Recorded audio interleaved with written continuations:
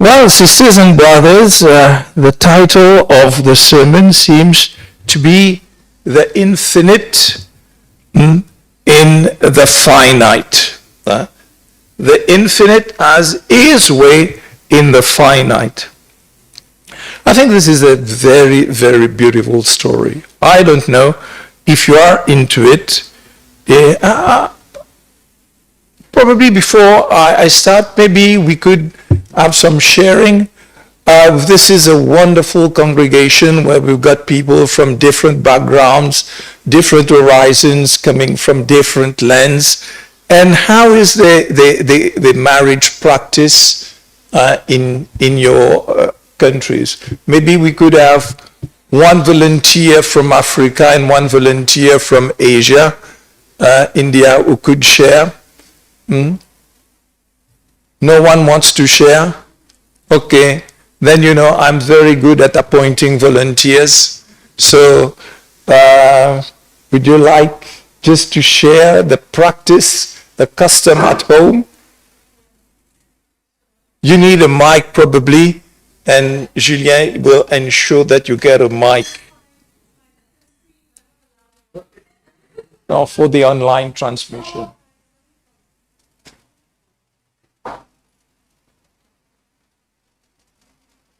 So a little extra exercise for you. Yes, that's fine. Okay, so I'm Nigerian, and we have so many cultures in Nigeria, like over 300 tribes. Usually you're preferred to be married in the same tribe, and nowadays things have changed. So we no longer have many arranged marriages, so people can go outside their tribe and get married. So I married someone who is not from my tribe, from the southwest of Nigeria, and I'm technically from the north of Nigeria. So if I was in Nigeria, it's a taboo. It's difficult to do that. But I met in Mauritius, my husband, so it was easier to get away with it. And 2 different languages, 2 different cultures, like 2 different countries and 2 strangers. So it's also a culture shift, and you just have to learn and get used to each other, if that makes sense. Now, before you get married, you have to pay the bride price. So yes, that was How much did he pay? He's still paying. So they make sure that you pay for life, because they can never sell a woman. So you have to keep paying for life. So he's stuck with me. Thank you so much. That's beautiful. Let's give her a clap. Great. Prem and Asha, who wants to share the story? Who's going? No, let's go for Prem, because there will be no censorship.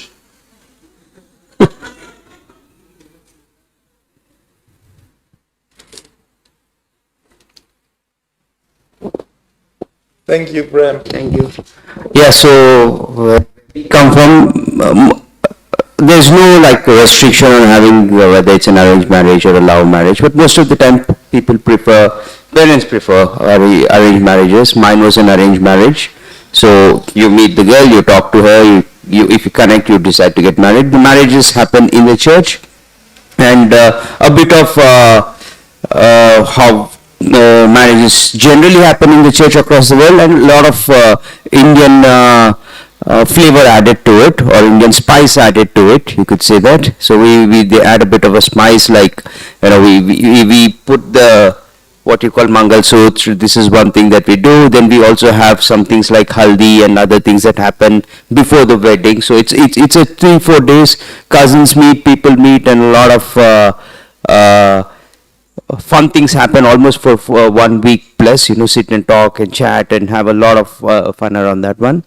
Yeah, and the weddings are big. Probably you would have close to about 1,000 people attending the wedding. So it's not like it's not like here where you see probably 100 or 200 people sitting there. There we have close to 1,000 or 1,500 people who would come, and some weddings go on for 2,000, 3,000 people attend the wedding. And our wedding would have been close to about 1,500 people Okay, so you have to feed 1,500 people. Thank God food is cheaper there. so, so that's how weddings happen there. All right. Thank you so much. Great. Thank you. Thank you very much. Yeah. Good. Well, thank you. Thank you very much. But the context was, it was a patriarchal structure, and this is how it was practiced. Probably nowadays, not much so, because things have changed, the context has changed.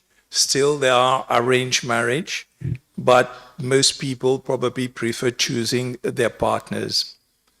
As I said earlier, it's the longest chapter in Genesis, and it's full of teachings for us this morning. First, we are at a situation where there is succession planning.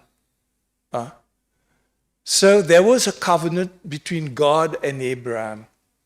And Abraham was very anxious to know that, okay, God has promised me descendants that I would not be able, to number.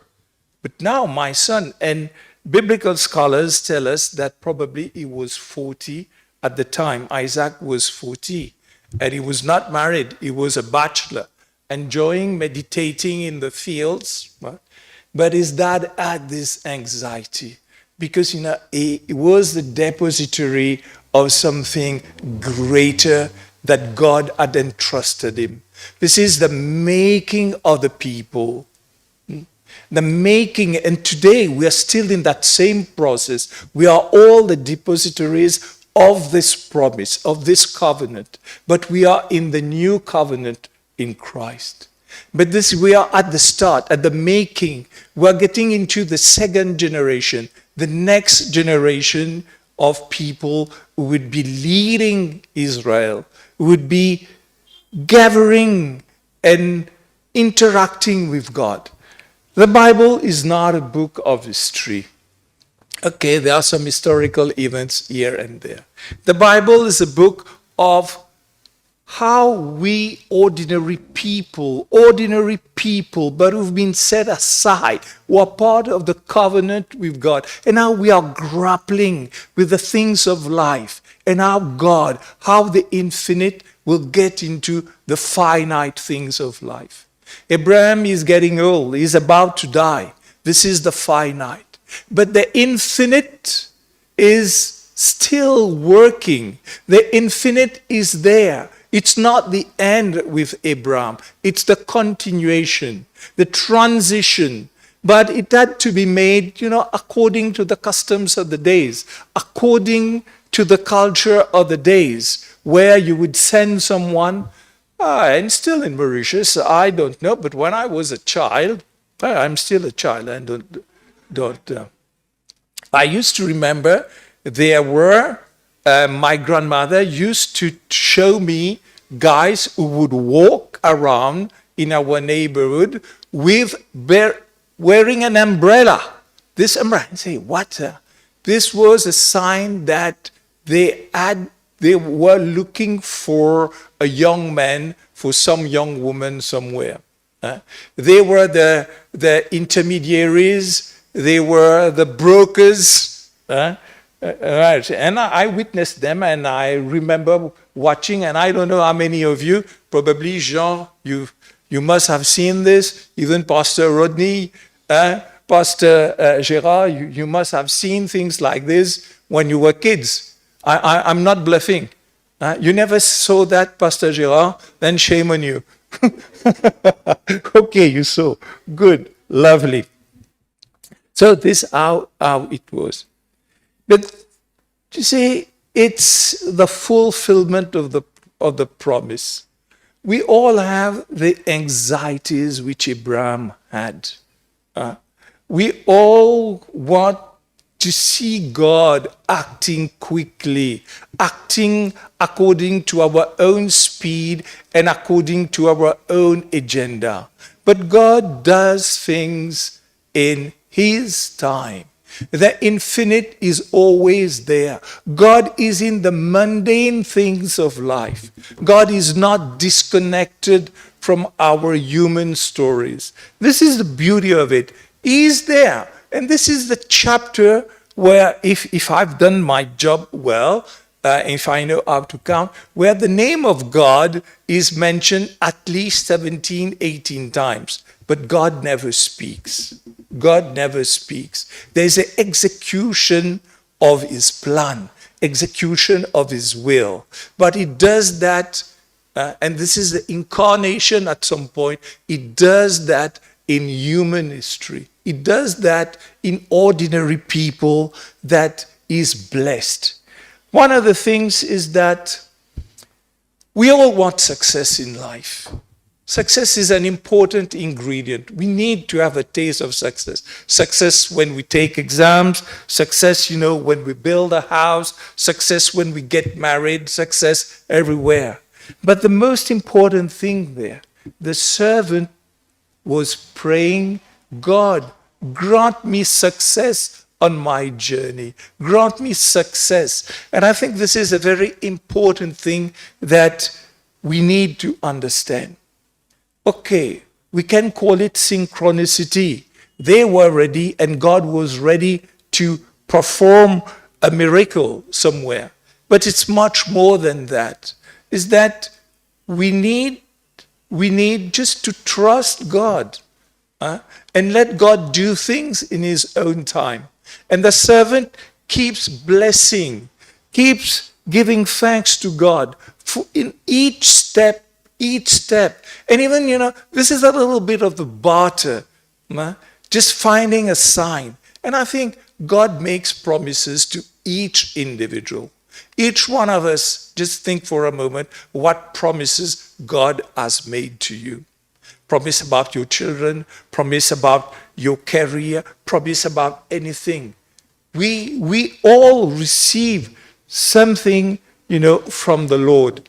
But God has his time, does things in his time.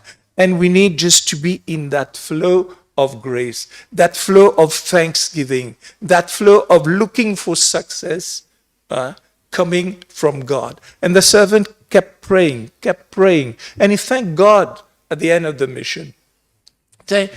I said just a few seconds ago, there was a kind of water. God, give me a sign, if I go there with my 10 camels, and I think a camel is a sign of richness. If you've gone to the Middle East, you can buy certain camels for more than 1 million USD. And certain horses, you can buy them, I don't know, probably up to 3 million USD, and so on and so forth. So let's come back to that. So it's a sign of coming with 10 camels. Just imagine you have to give water to all those camels and say, if I meet someone that I would be asking water, and she says to me, I'm giving you water, but I will also, give water to your camels, then I know she's the right one. And Rebecca comes, and she's a very assertive young lady.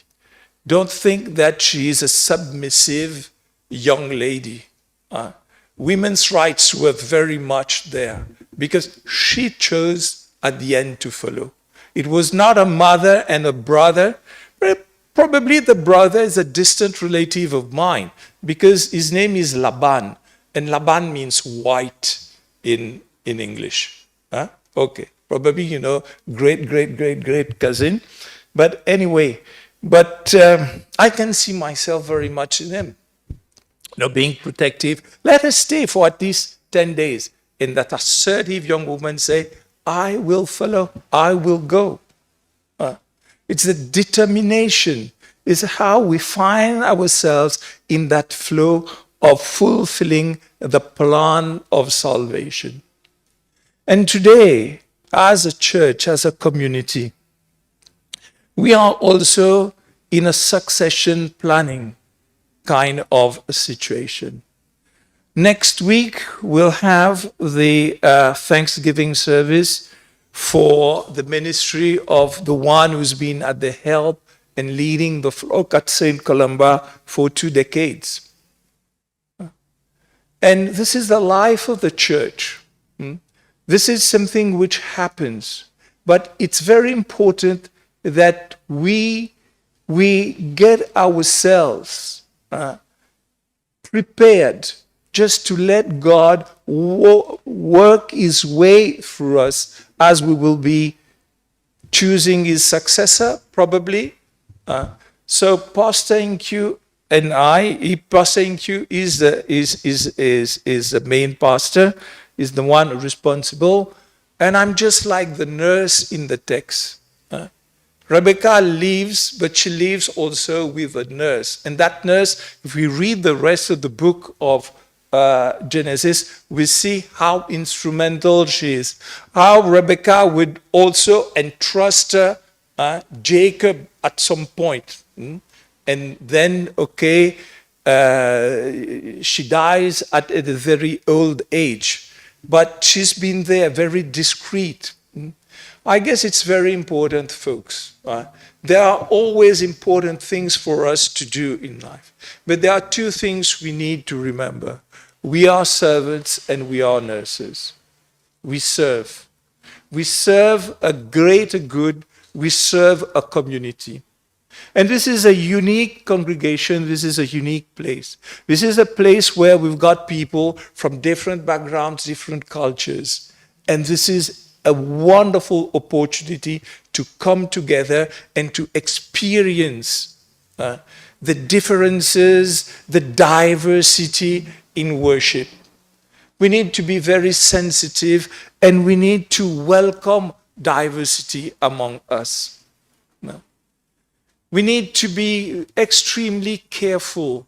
And one of the things that is very strong in this passage, in Hebrew we call this the resed. This is the kindness, the loving. So there's a tradition of hospitality. That same woman who says, I will go, reminds us of what Abraham did a few decades ago. He left everything and he followed God. Servanthood is about emptying ourselves.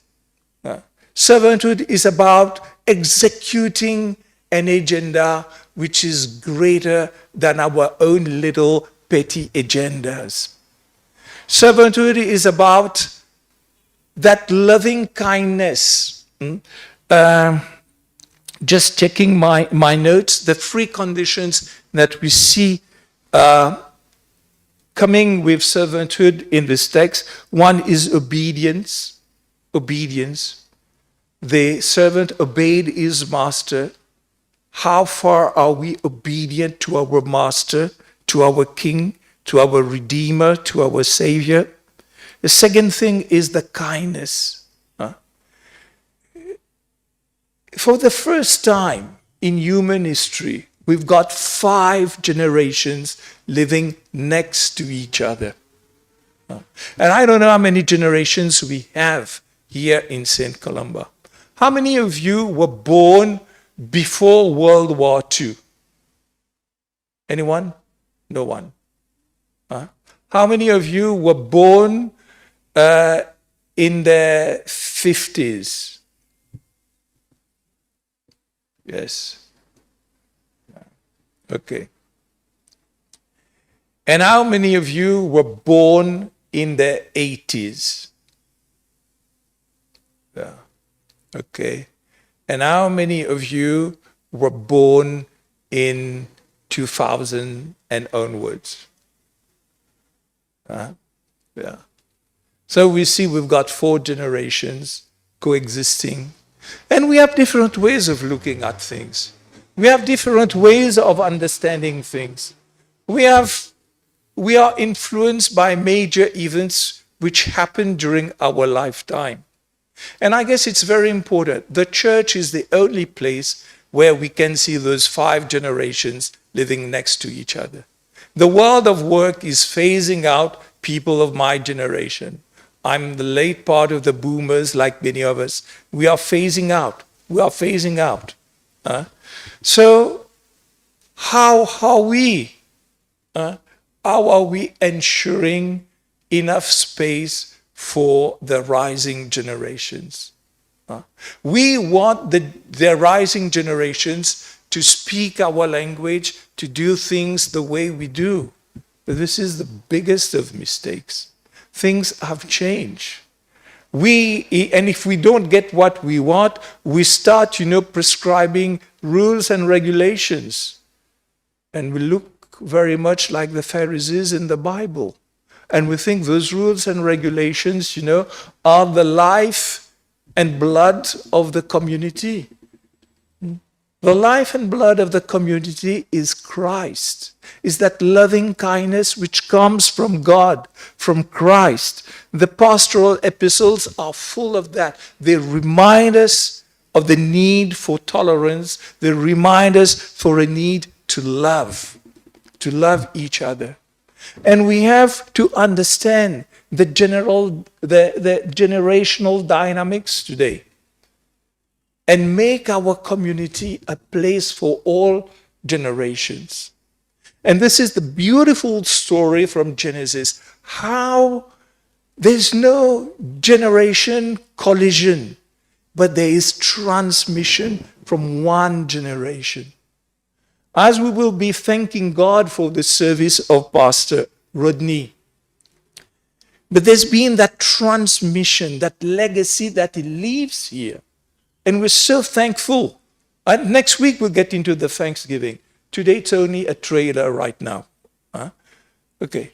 But how grateful we are. And how we take this into the new generations. There are two kinds of people in life, in my humble opinion. I don't want to sound judgmental. There are spectators and there are actors. We have a choice. In God's kingdom, we see only actors. The servant is an actor. Laban is an actor. Bethuel is an actor. The mother is an actor. Rebecca is an actor. Isaac is an actor. Abraham is an actor. We are all actors, but we all play different tunes. We all play different roles, but we are fulfilling God's promise. The moment we want a church, a community tailored to our own taste, we are no more in the covenant. We are no more in the promise. The church is a space for love. The church is a space for hospitality.